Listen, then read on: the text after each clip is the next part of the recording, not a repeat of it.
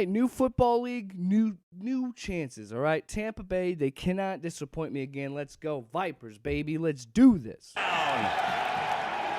All right, opening drive, it happens. It's the opening drive. This is first live contact, first live game. It's not that big deal. And a 1st and 10 from the 12. Blitz coming. McGloin sees it, floats it, got a man, and it's a touchdown. Colby Pearson for 6. And he completes it. Truesdell fumbled the football. Is picked up by New York with room to run. Summers working his way to the end zone. Hit near the goal line is he in. Touchdown. Hello, darkness, my old friend. Mother...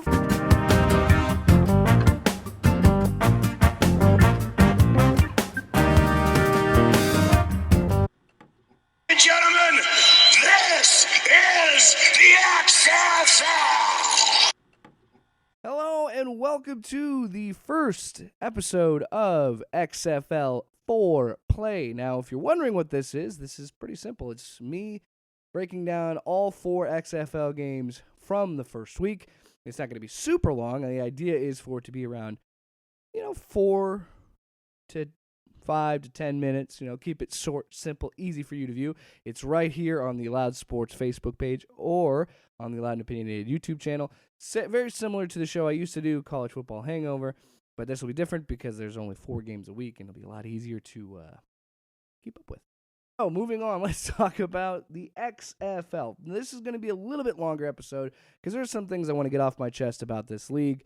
As someone who has a lot invested in this, for Pete's sake, I am the XFL. That's a better X. Expert TM. So I have a lot invested in this league. I really want it to be successful. And based on the numbers on rating-wise, their ticket sales already outsold the AAF in its entire existence. Just based on those few things, I think this game could be successful. And I think the best thing about this league are the changes in the rules, because I think maybe that could deter people. So a little people worried about that. I think those rules are incorporated well, and then on top of that, I think there's a really good talent pool that they got into this league. Very talented football players, and the games are fun to watch, unless of course you're a Vipers fan. But they were very fun to watch. So let's get into it. Let's break down the first game of the revamped, rebooted, brand new XFL. Game 1, Week 1. The Dragons taking on the Defenders. Let's talk about it. So some things that I was thinking going in, my idea was, how well can Cardale Jones play? I think he did a pretty serviceable job at Ohio State when he was the starter there. I thought he shouldn't have gone in the draft when he did, and it shows. He didn't really last in the NFL. But coming out here, the dude has still got a cannon. He was raining down passes in this game, and he still looked very efficient in what he was doing, and I got to give props to him. He was phenomenal. He was so good that after 2 plays, the fans were chanting something. They flip it to Pumphrey. That was where I was like, these fans are crazy. They're rabid. You look in the stands, they had 17,000 attending, a little over 17,000 attending the Defenders game. I thought that was a respectable number, again, for a new league coming into the world, and people already have the preconceived notions of the original XFL. This is a totally different league, totally different time, but the fact that they were already chanting MVP after like 2 completed passes was just chef's kiss. I can already tell this league is going to be so much fun.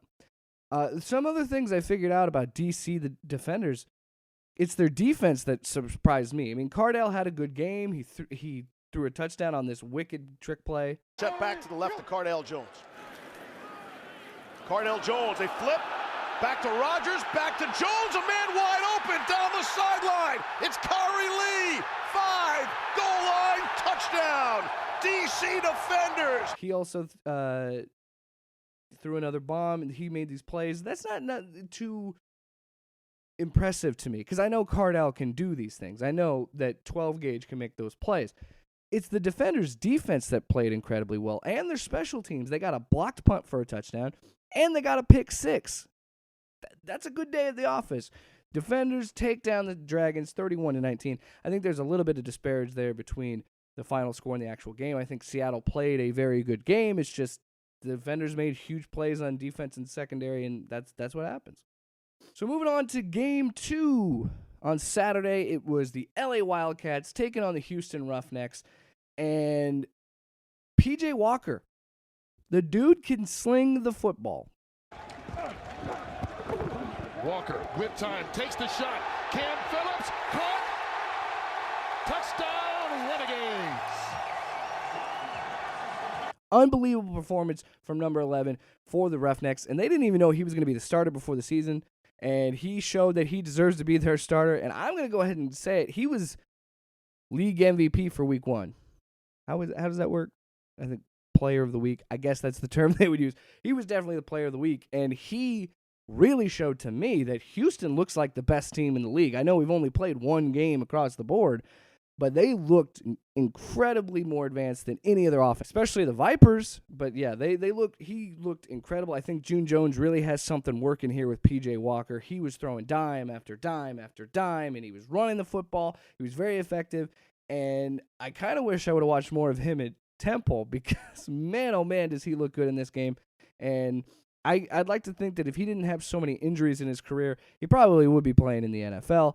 P.J. Walker, unbelievable performance. He is head and shoulders above everybody else for player of the week. I mean, when you put up these kind of numbers, PJ was 23 of 39, 4 touchdowns, 272 yards. He did have the one pick, but when you throw for 4 touchdowns and 272 yards, people don't really remember the one interception.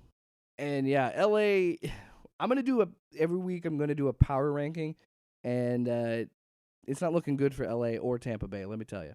Speaking of Tampa Bay, let's move on to Sunday. The first game of Sunday is my Vipers taking on the New York Guardians. And I think one team knew what time the game was, and the other team was still stuck at the airport. Because, man, oh man, did the Vipers look terrible in this one. Now, they did have spurts where they looked good offensively, and they were making plays, but every time they got into the Guardians' red zone, they kept shooting themselves in the foot.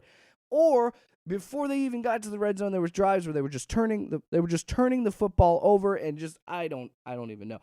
Like this pass, Aaron, what are you doing? Murray in some trouble. Is going to float it to the corner of the end zone. It is knocked away. It is intercepted. Is it? It is. It's picked off by New York. They're still in this game. You can still settle for a field goal at 7-3. You can work with that. And I hate to do this already, and I hate to throw a guy under the bus after just one live game in the league, but Aaron Murray, he's not cutting it, man. Quentin Flowers, that's my QB. I want him to start because whenever he was in, the Vipers' offense had a spark. They had something going for him. He built momentum for them. Granted, they still couldn't finish off drives, but he definitely had a spark. I am very worried because the Vipers look like one of the worst teams in the league yesterday afternoon. They did not look good. And while LA got trounced by 20 as well, they still were in the game at halftime. It was 18-17 at one point. It was a close football game. This, I don't know. They even, actually, matter of fact, the LA Wildcats led at one point. It was 8-6 at one point. Tampa had no chance against New York. I think New York looks really good. I think Kevin, I can't say his last name, the Guardians coach, I think having all the experience he has in pro football, I think that absolutely helps him because this team looked ready to play and locked and loaded. Granted, they only scored 6 points in the second half, so I got to give the Vipers defense some credit, but the Vipers offense, ooh boy, that was bad. And I don't blame the defense for giving up points when they're on the field as much because Aaron Murray ain't cutting it, man. Quentin Flowers, I am officially on the Quentin Flowers fan base. Let's go. Quentin Flowers, starting quarterback week 2. Do it because you're playing against Houston week 3 for your first game. You're playing against a good Seattle team who, again, if they didn't turn the ball over as well, they probably could have beat the defenders. You got them this week. Then you got the Houston Roughnecks to be your home opener. Get Quentin in now. And then we go on to the second game of Sunday, the final game of week 1, the game that did surprise me. The St. Louis Battlehawks taking on the Dallas Renegades. And I said before the season started, I thought the Renegades could be my favorite to be one of the better teams in the league. Definitely make a good run and maybe get into the playoffs. While they played well, it's very similar to the Vipers. They couldn't really finish off drives. They just couldn't do it. They had to keep kicking field goals. And this was a surprisingly defensive game. I think the Battlehawks definitely surprised me. I didn't know where I really placed them on my radar, but I did not expect them to go in and beat the Renegades on the road. So props to the Battlehawks. They've got a good running game. TAMU and this offense does just enough, and their defense dominates, and that's all you need. And they had the best celebration you could ever have after a win.